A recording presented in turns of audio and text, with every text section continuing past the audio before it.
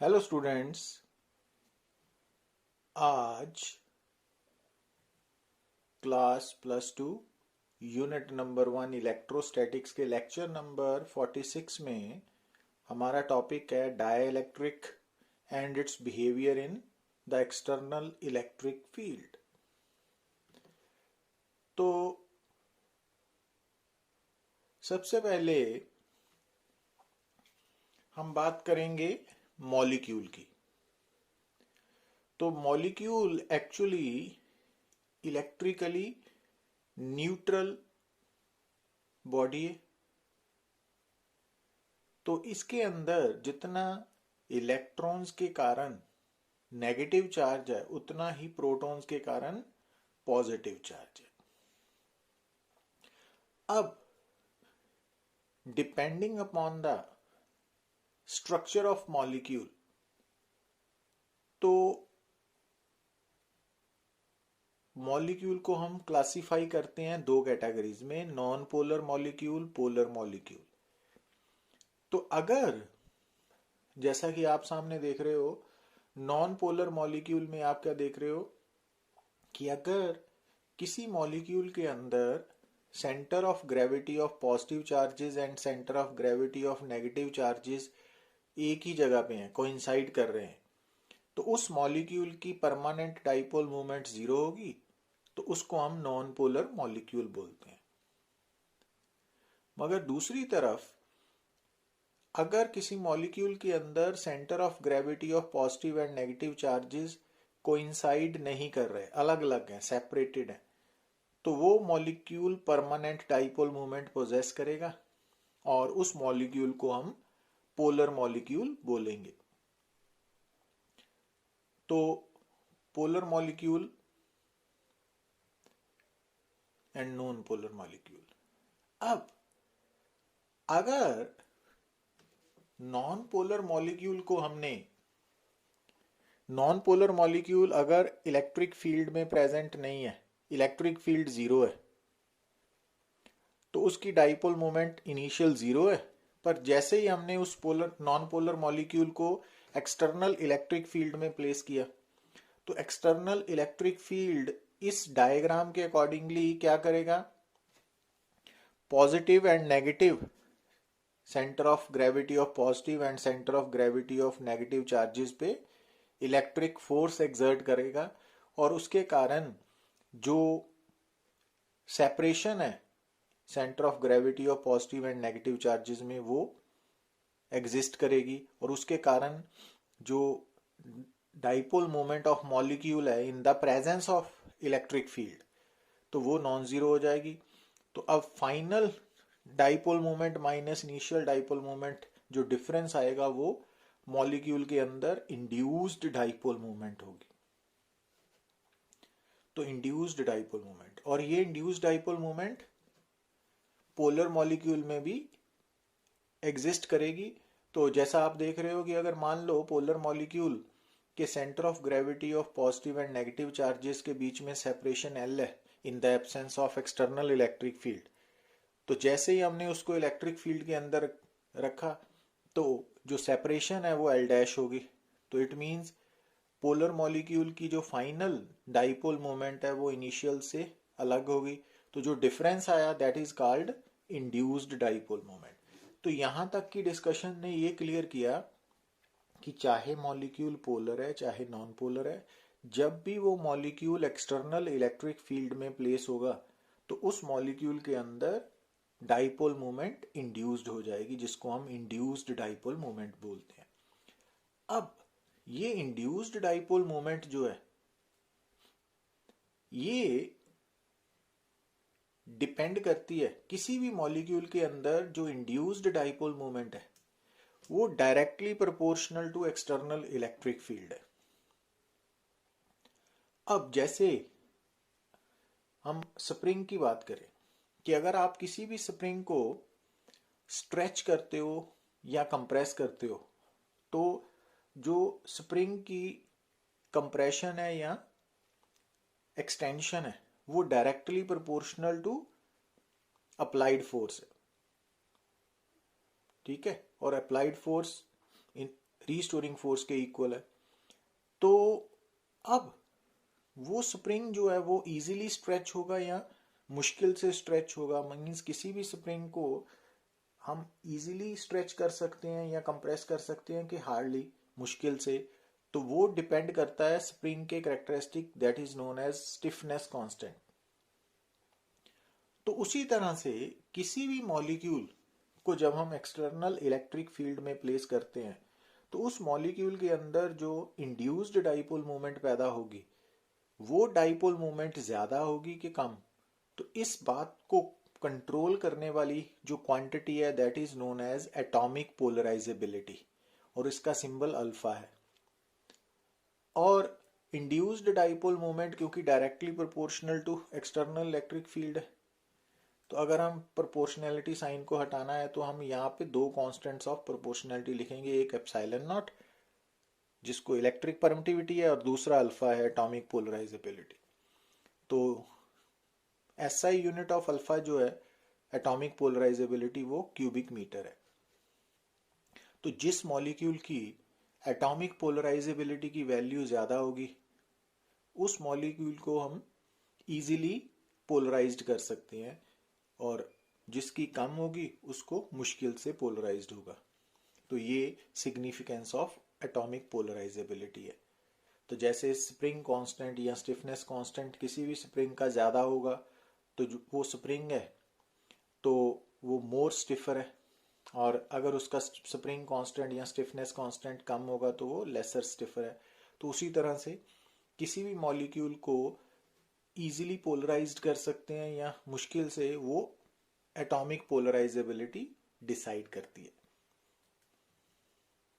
अब बात करते हैं डाइलेक्ट्रिक की। तो क्योंकि जो डाइलेक्ट्रिक है वो बेसिकली क्या है, एक नॉन कंडक्टिंग मटेरियल है जिसको हम इंसुलेटर के नाम से भी जानते हैं। तो डाइलेक्ट्रिक बेसिकली इंसुलेटर है, नॉन कंडक्टिंग मटेरियल है, और इसकी एग्जांपल आप स्क्रीन पे देख रहे हो, ग्लास है, वाटर है, माइका है, एटसेट्रा। और डाइलेक्ट्रिक सॉलिड, लिक्विड, गैसियस किसी भी फॉर्म में एग्जिस्ट कर सकता है। अब हर डाइलेक्ट्रिक मॉलिक्यूल से बना होता है। तो डाइलेक्ट्रिक की क्लासिफिकेशन की बात करें तो वो दो तरह का है, non polar, polar dielectric, non polar dielectric. पर उससे पहले अगर बात करें तो किसी भी डाइलेक्ट्रिक मटेरियल के साथ हम एक टर्म जोड़ते हैं, पोलराइजेशन डेंसिटी और पोलराइजेशन वेक्टर। तो dipole moment per unit volume. तो पोलराइजेशन डेंसिटी क्या है, पोलराइजेशन वेक्टर क्या है, dipole moment per unit volume. और ये एक वेक्टर क्वांटिटी है क्योंकि ये डाइपोल मोमेंट पे डिपेंड करती है। तो dipole moment is a vector quantity, और इसका unit coulomb per square metre है, वो आप निकाल सकते हो क्योंकि डाइपोल मोमेंट का होता है कूलम मीटर, वॉल्यूम है क्यूबिक मीटर, एसआई यूनिट। तो वहां से आप सॉल्व करके निकाल सकते हो। अब पोलराइजेशन डेंसिटी या पोलराइजेशन वेक्टर की जो डायरेक्शन है वो सेम है जो इंड्यूस्ड डाइपोल मोमेंट की है। अब सबसे पहले बात करते हैं नॉन पोलर डाइलेक्ट्रिक की। Non polar dielectric non polar molecule से बना हुआ। तो नॉन पोलर मॉलिक्यूल से बना है, और इन the absence of external electric field net dipole moment of dielectric zero होगी। क्यों होगी? क्योंकि जो नॉन पोलर मॉलिक्यूल है इन the absence of external electric field उसकी डाइपोल मोमेंट जीरो होती है। तो इट मींस जो पोलराइजेशन डेंसिटी है, net dipole moment per unit volume, वो भी नॉन पोलर डाइलेक्ट्रिक की जीरो होगी इन the absence of external electric field. और जब किसी भी सब्सटेंस की नेट डाइपोल मोमेंट जीरो है, कोई भी जो सब्सटेंस है उसकी polarisation density, polarisation vector zero है, तो उस डाइपोल को हम बोलते हैं अनपोलराइज्ड डाइलेक्ट्रिक और अनपोलराइज्ड सब्सटेंस। अब दूसरी तरफ है पोलर डाइलेक्ट्रिक। अब पोलर डाइलेक्ट्रिक बना है पोलर मॉलिक्यूल से, और पोलर मॉलिक्यूल्स की in the absence of external field dipole moment है, बट ये डाइपोल मोमेंट रेंडमली ओरिएंटेड है, जैसा कि आप यहां पे देख रहे हो। तो अब अगर आप इसकी नेट डाइपोल मोमेंट निकालो तो वो जीरो आएगी in the absence of external electric field. तो इट मींस जो पोलर डाइइलेक्ट्रिक है उसकी भी net dipole moment in the absence of external electric field zero ही है, लाइक नॉन पोलर डाइइलेक्ट्रिक। तो इट मींस चाहे पोलर डाइइलेक्ट्रिक है चाहे नॉन पोलर डाइइलेक्ट्रिक है, दोनों की जो पोलराइजेशन डेंसिटी है या पोलराइजेशन वेक्टर है इन the absence of external electric field वो जीरो है, और दोनों इन the absence of external electric field unpolarised dielectric बोलते हैं। तो यहां पे देख रहे हो कि इन the absence of external electric field जो डाइइलेक्ट्रिक है, चाहे पोलर है चाहे नॉन पोलर है, वो अनपोलराइज्ड है। अब नेक्स्ट टॉपिक है behaviour of dielectric in external electric field. तो सबसे पहले यहां हमने एक्सटर्नल इलेक्ट्रिक फील्ड कैसे पैदा किया ये जानते हैं कि ये हैं दो कंडक्टिंग प्लेट्स हैं, एक के ऊपर नेगेटिव चार्ज है, दूसरी पॉजिटिवली चार्ज प्लेट है, और एक की surface charge density minus sigma है, दूसरी की प्लस सिग्मा है। तो यहाँ ये जो स्पेस है दैट इज वैक्यूम। तो यहाँ पे जो इन चार्जेस के कारण इलेक्ट्रिक फील्ड पैदा होगा वो होगा external electric field E naught vector, और उसकी डायरेक्शन होगी फ्रॉम पॉजिटिव टू नेगेटिव। और यहाँ पे जो इलेक्ट्रिक फील्ड एक्सटर्नल पैदा हो रहा है due to surface charge density sigma, तो उसका और एक्सटर्नल इलेक्ट्रिक फील्ड का रिलेशन क्या है, E naught is equal to sigma by epsilon naught, equation number 1। अब जब हमने यहाँ पर डाइइलेक्ट्रिक स्लैब को प्लेस किया, ये डाइइलेक्ट्रिक स्लैब है, तो जैसे ही हमने डाइइलेक्ट्रिक स्लैब को प्लेस किया तो आप क्या देखोगे कि जैसा आपने पीछे देखा कि जब हम किसी भी मॉलिक्यूल को एक्सटर्नल इलेक्ट्रिक फील्ड में प्लेस करते हैं तो एक्सटर्नल इलेक्ट्रिक फील्ड उस मॉलिक्यूल के अंदर present centre of gravity of positive and negative charges पे फोर्स लगाता है, और जिसके कारण उन चार्जेस के बीच में centre of gravity of positive and negative charges के बीच में सेपरेशन बदल जाती है। तो उसी तरह से जब डाइइलेक्ट्रिक मटेरियल हम एक्सटर्नल इलेक्ट्रिक फील्ड में प्लेस करेंगे तो डाइइलेक्ट्रिक का एक फेस पॉजिटिवली चार्ज होगा और दूसरा फेस नेगेटिवली चार्ज। पर ये जो पॉजिटिवली या नेगेटिवली चार्ज डाइइलेक्ट्रिक के अंदर पैदा होंगे वो बाउंड चार्जेस हैं, वो बेसिकली मॉलिक्यूल्स के अंदर ही चार्जेस की डिस्ट्रीब्यूशन हो रही है। तो ये वाला जो पॉजिटिव चार्ज और ये नेगेटिव चार्ज रेड कलर का आप देख रहे हो, ये डाइइलेक्ट्रिक के फेसेस पे पैदा हुआ due to polarisation of dielectric when it is placed in an external electric field. अब ये वाला जो पॉजिटिव और नेगेटिव चार्ज हमने शो किया है रेड कलर में, ये बाउंड चार्ज है, इंड्यूस्ड चार्ज है। ये चार्ज सिर्फ उतनी देर तक ही एग्जिस्ट करेगा जितनी देर तक ये डाइइलेक्ट्रिक एक्सटर्नल इलेक्ट्रिक फील्ड में प्लेस है। तो जैसे ही हम इस डाइइलेक्ट्रिक को इलेक्ट्रिक फील्ड से रिमूव करेंगे, एक्सटर्नल इलेक्ट्रिक फील्ड से हटाएंगे, तभी ये चार्जेस इंड्यूस्ड चार्जेस खत्म हो जाएंगे। और ये चार्जेस बेसिकली बाउंड फॉर्म में है, और ये चार्जेस की हमने सरफेस चार्ज डेंसिटी क्या मान ली, sigma B. B means bound charges, तो यहाँ पे plus sigma B minus sigma B. अब इन बाउंड चार्जेस के कारण भी डाइइलेक्ट्रिक के अंदर इंड्यूस्ड इलेक्ट्रिक फील्ड पैदा होगा, और इस इंड्यूस्ड इलेक्ट्रिक फील्ड की डायरेक्शन पॉजिटिव टू नेगेटिव होगी, रेड कलर वाली डायरेक्शन है ये। और इस इंड्यूस्ड इलेक्ट्रिक फील्ड का कंसर्न सिग्मा बी के साथ है, इक्वेशन नंबर 2। अब आप देख रहे हो कि डाइइलेक्ट्रिक के अंदर दो इलेक्ट्रिक फील्ड्स हैं, एक external E not green colour का और दूसरा induced electric field red colour का, और दोनों ऑपोजिट डायरेक्शन में है। इट मींस, और एक बात आपने याद रखनी है, क्योंकि डाइइलेक्ट्रिक के अंदर जो इंड्यूस्ड चार्जेस हैं उनकी जो कंसंट्रेशन है वो फ्री चार्जेस से कम होगी, तो जो इंड्यूस्ड इलेक्ट्रिक फील्ड है उसका magnitude external electric field E naught से हमेशा कम होगा। तो इट मींस डाइइलेक्ट्रिक के अंदर चाहे दो इलेक्ट्रिक फील्ड्स हैं, एक एक्सटर्नल ई नॉट और दूसरा ई इंड्यूस्ड रेड कलर वाला ना, तो दोनों की डायरेक्शन ऑपोजिट है, बट मैग्नीट्यूड सेम नहीं होने के कारण नेट इलेक्ट्रिक फील्ड जीरो नहीं होगा। कितना होगा नेट इलेक्ट्रिक फील्ड? इन दोनों इलेक्ट्रिक फील्ड्स के वेक्टर सम से आएगा।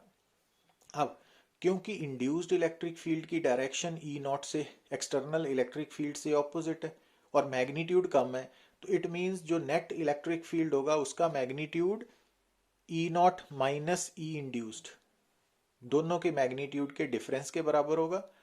और डायरेक्शन किस तरफ होगी? जिस तरफ लार्जर वेक्टर है। अब क्योंकि ई नॉट वेक्टर का मैग्नीट्यूड ई इंड्यूस्ड वेक्टर के मैग्नीट्यूड से ज्यादा है, तो इट मीन्स जो ई इलेक्ट्रिक फील्ड है इंड्यूस्ड, ई इंड्यूस्ड है इंड्यूस्ड इलेक्ट्रिक फील्ड, और ई क्या है? Net electric field within the dielectric.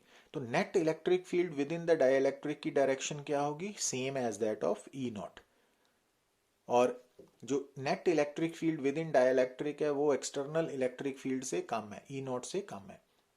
अब यहाँ पे समझने वाली बात क्या है कि जो डाइलेक्ट्रिक है, जब यहाँ पे डाइलेक्ट्रिक प्रेजेंट नहीं था, वैक्यूम था, तब उस स्पेस पे इलेक्ट्रिक फील्ड का मैग्नीट्यूड ई नॉट था ना। पर जब हमने उस स्पेस को डाइलेक्ट्रिक के साथ ऑक्यूपाई करवा दिया तो वहां पे डाइलेक्ट्रिक के अंदर इलेक्ट्रिक फील्ड ई रह गया और E less than E naught है। इट मींस डाइलेक्ट्रिक का बेसिक पर्पस क्या है कि जब हम किसी भी जगह पे in the presence of external electric field किसी स्पेस पे डाइलेक्ट्रिक को प्लेस करते हैं तो वहां पे हम इलेक्ट्रिक फील्ड को रिड्यूस कर रहे हैं, तो वहां पे इलेक्ट्रिक फील्ड ई नॉट की जगह ई रह जाएगा। अब नेक्स्ट है relation between polarisation vector and surface charge density. अब पोलराइजेशन वेक्टर को समझने के लिए मान लीजिए कि जो डाइलेक्ट्रिक है वो क्यूबॉइड शेप में है, ठीक है। तो जब ये dielectric in the absence of external electric field है तो इसके किसी भी फेस पे कोई चार्ज एग्जिस्ट नहीं कर रहा। पर जैसे ही हमने इसको एक्सटर्नल इलेक्ट्रिक फील्ड में प्लेस किया तो एक फेस इसका नेगेटिवली चार्ज होगा, दूसरा पॉजिटिवली चार्ज हो जाएगा। और इन चार्जेस को हम क्या बोलते हैं? बाउंड चार्जेस और इंड्यूस्ड चार्जेस। और हमने इस डाइलेक्ट्रिक का area of cross section assume कर लिया ए, और जो ऑपोजिट फेसेस के बीच में डिस्टेंस है उसको एल मान लिया।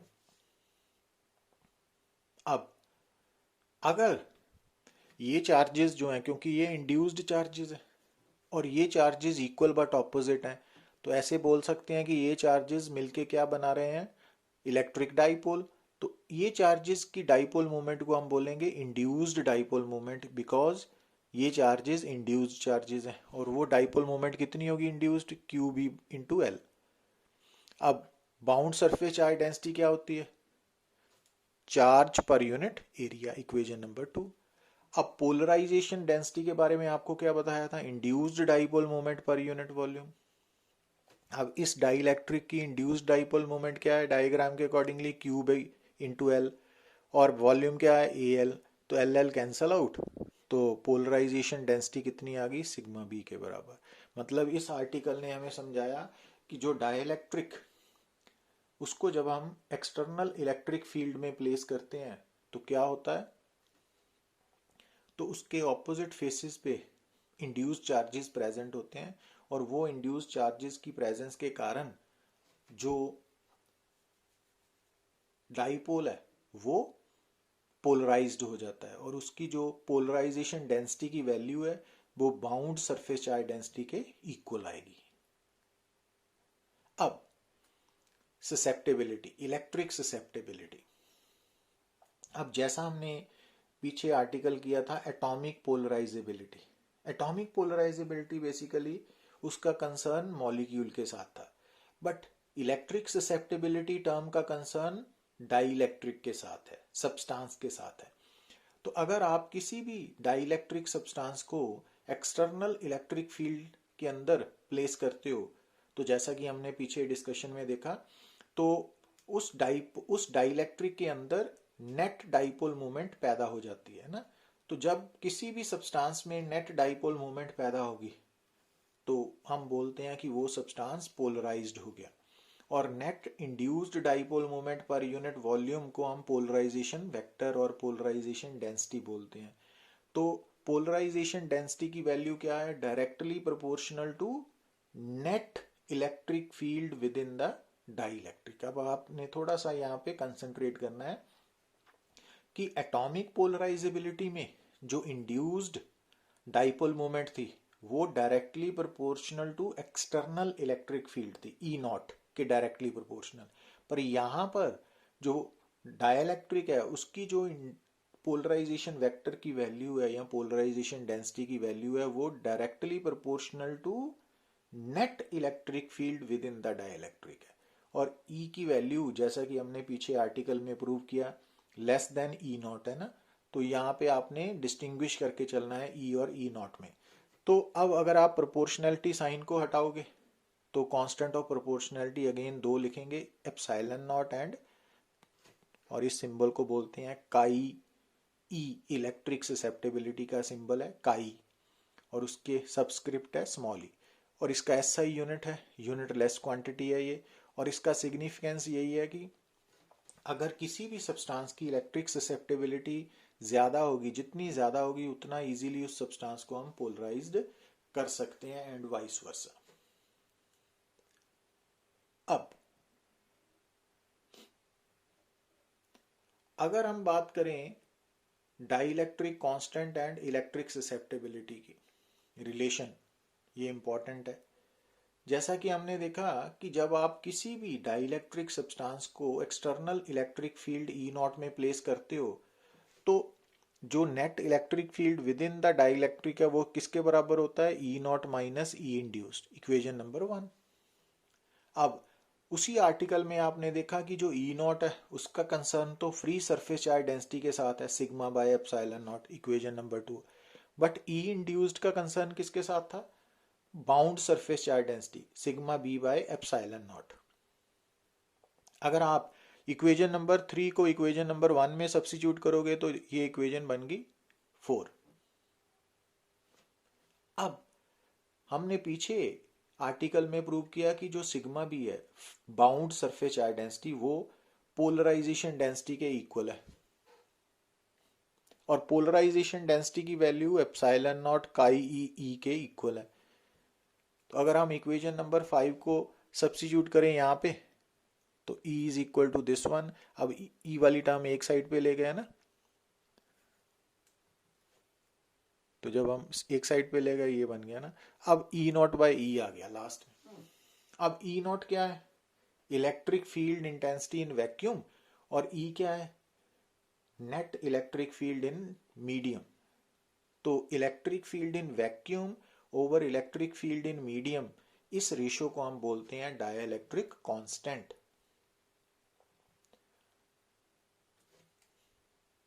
तो इट मींस डाइलेक्ट्रिक कांस्टेंट की वैल्यू 1 प्लस काई ई है।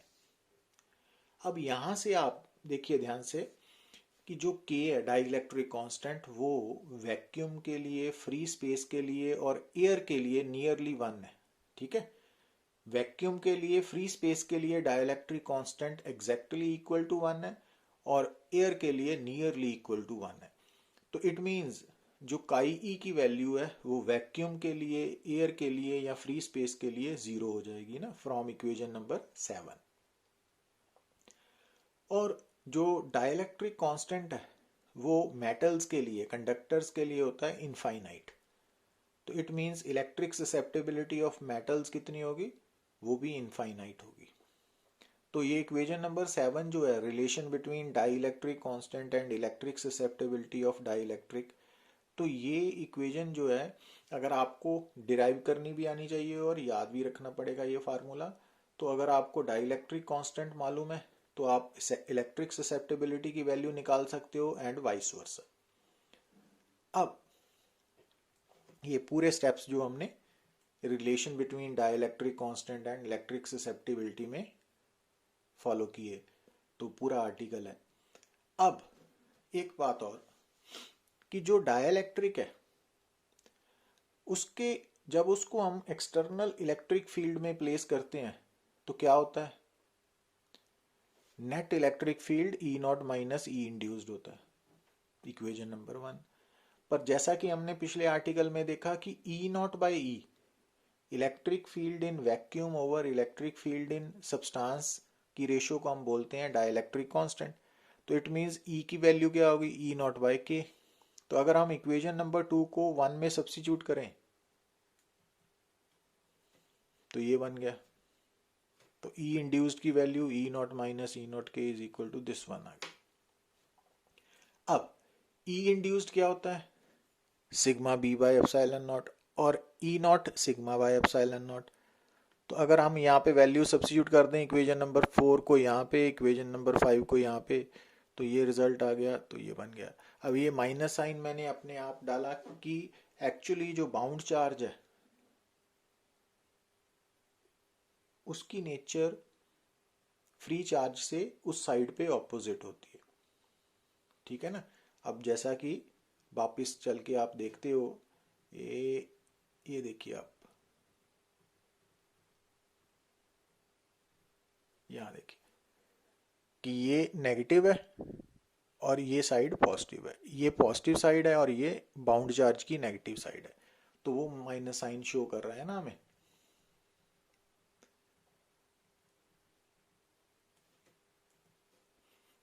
तो ये नेगेटिव साइन है, तो ये बाउंड चार्ज है, इसको हम बाउंड सरफेस चार्ज डेंसिटी और इंड्यूस्ड सरफेस चार्ज डेंसिटी भी बोल सकते हैं। और सिग्मा क्या है?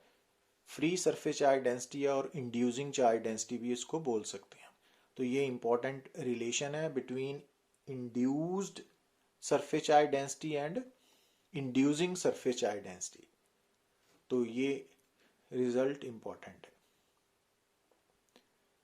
अब नेक्स्ट देखिए आप कि जो ई इंड्यूस्ड है ना, किसी भी डाइलेक्ट्रिक के अंदर जो इंड्यूस्ड इलेक्ट्रिक फील्ड है उसकी वैल्यू टेम्परेचर डिपेंडेंट है। जितना ज्यादा टेम्परेचर होगा, जब टेम्परेचर राइज करेगा due to the increase in thermal energy, तो जो डाइपोल्स है उनकी जो अलाइनमेंट है वो डिसऑर्डरनेस को प्रेफर करेंगी। Means with the rise in temperature thermal agitation के बढ़ने के कारण जो ई इंड्यूस्ड है वो कम होगा। और जब इस फार्मूला में आप देख रहे हो अगर ई इंड्यूस्ड कम होगा, तो अगर ये ई इंड्यूस्ड कम होगा तो ई नॉट माइनस ई इंड्यूस्ड की वैल्यू बढ़ेगी, मीन्स डिनोमिनेटर इंक्रीज होगा। और अगर डिनोमिनेटर इंक्रीज होगा तो के की वैल्यू डिक्रीज होगी। इट मीन्स आपने याद क्या रखना है कि जो डाइलेक्ट्रिक कांस्टेंट है किसी भी सब्सटेंस का, वो with the rise in temperature decrease करता है, ठीक है। तो उसकी एक्सप्लेनेशन हमने यहाँ पे लिख दी है। Thank you.